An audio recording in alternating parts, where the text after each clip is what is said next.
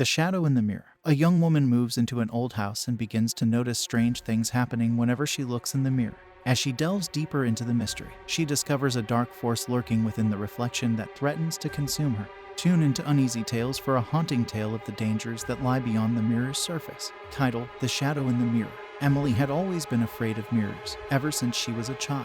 She was terrified of seeing something other than her own reflection staring back at her. Her fear only grew worse as she got older, and she started to avoid looking in mirrors altogether. But one day, while visiting her aunt's house, Emily accidentally caught a glimpse of something in the mirror. It was a shadowy figure lurking behind her, with glowing eyes that seemed to follow her every move. Emily tried to ignore it and chalked it up to her imagination, but the figure only grew more persistent. Soon, Emily couldn't escape the shadow even when she wasn't looking in a mirror.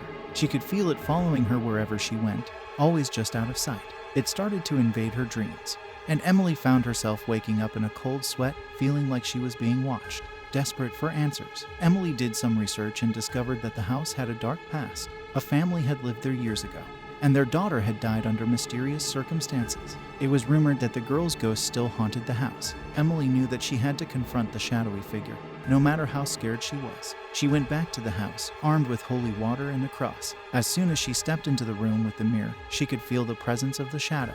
Taking a deep breath, Emily turned to face the mirror and saw the shadow looming behind her. She splashed the holy water on the mirror and held up the cross, screaming for the figure to leave her alone.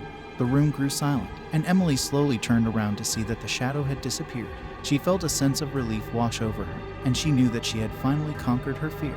Emily left the house, feeling free from the haunting presence that had plagued her for so long. But as she walked away, Emily couldn't shake the feeling that the shadow was still watching her, waiting for its next opportunity to strike.